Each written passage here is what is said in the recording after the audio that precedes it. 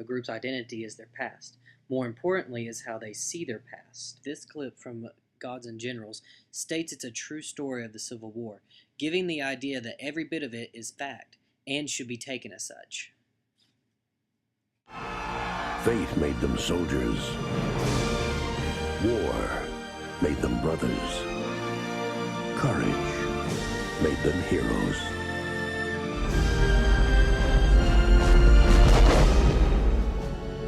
Gettysburg, based on the Pulitzer Prize-winning novel, The Killer Angels.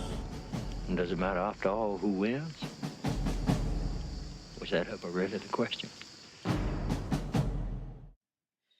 Gettysburg does the same thing as Gods and Generals. It sets up the Civil War for both sides as about faith, war, courage, and soldiers' brotherhood and heroes. Even though it then states it's from a novel, people will still use the emotion of the film to put flesh on their own ideas of the past. Does it matter after all who wins? Was that ever really the question? Ooh! Just hold on and suck in. Mommy, here's Miss Scarlett's pickles. You can take it all back to the kitchen. I won't need to buy it. Oh, yes, you is. You's going to eat every mouthful of this. I'm not. So put on the dress, because we're late already. What my lamb going to wear? That? No, you ain't. You can't show your bosom for 3 o'clock. I'm going to speak to your ma about you. If you say one word to Mother, I won't need to buy it. Well...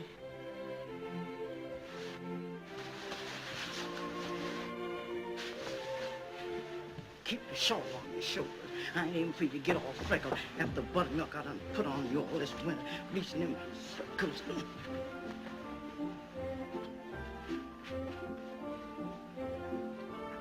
Oh, now, Miss Scarlett, you come on and be good and eat just a little, No. honey.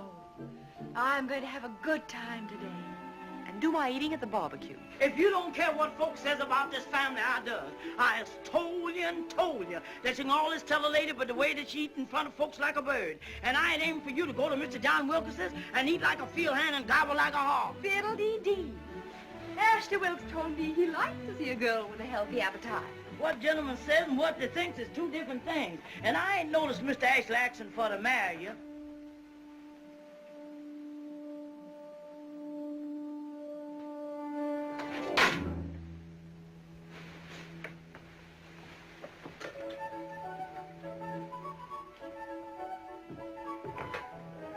Now, don't eat too fast. Ain't no need of having it come right back up again.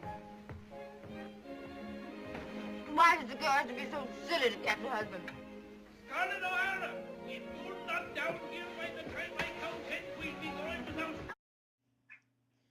In this scene from Gone with the Wind, there are many representations. We first see a fair, jovial Scarlett O'Hara, which has become the quintessential symbol of a, quote, Southern belle. Then there is Mammy, the short, squat, matronly house slave who here almost seems happy, if not at least genuinely committed to full devoted service to the O'Hara family. Her devotion to Scarlett is then also unquestionable as Mammy worries over Miss O'Hara's eating habits. Then, in another part, she is seen vehemently claiming how much she cares about the reputation of the family, even if Miss Scarlett does not. Under a YouTube video of this same scene, which can be found under the title Scarlett Dresses for the Barbecue, someone commented that black people before were kind and not rude. Besides the obvious stereotyping present in that comment, it clearly shows how people use movies such as Gone with the Wind as concrete references for the past, instead of abstractions or fictional stories in a historical setting.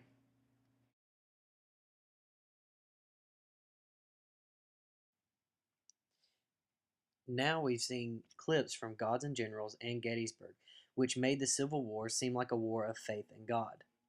In Gone with the Wind, we saw a historical setting outside of the Civil War, but in the slave South with happy slaves and Southern belles, painting a favorable picture of history. This favorable picture of history is then used to help make a Southern identity, an identity of not based off of fact, but one based off of media.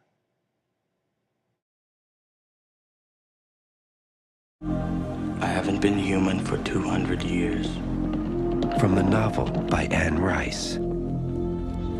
From Neil Jordan, the director of The Crying Game. I've come to answer your prayers. Life has no meaning anymore, does it? His name is Lestat. But what if I could give it back to you? Interview with the Vampire.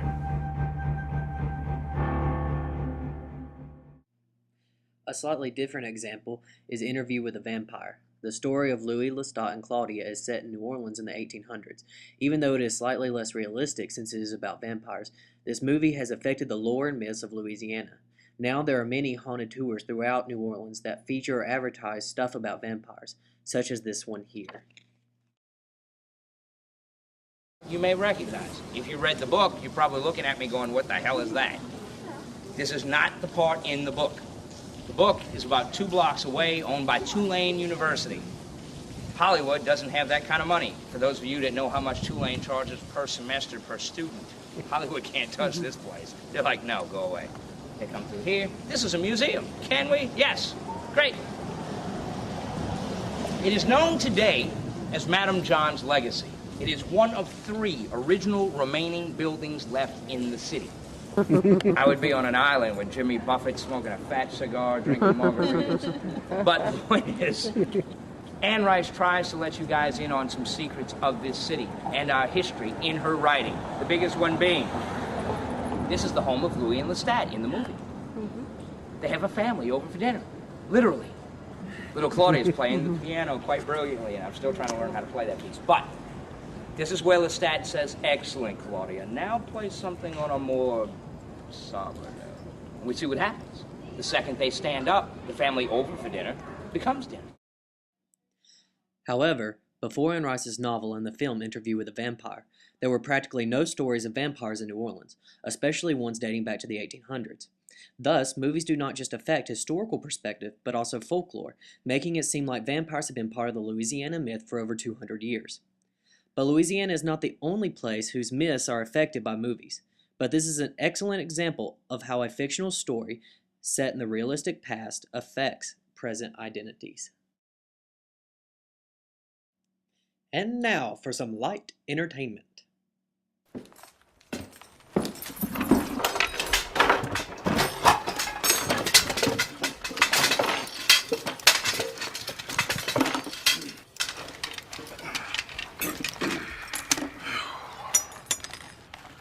Even a turncoat like yourself would enjoy this 2 can dine menu.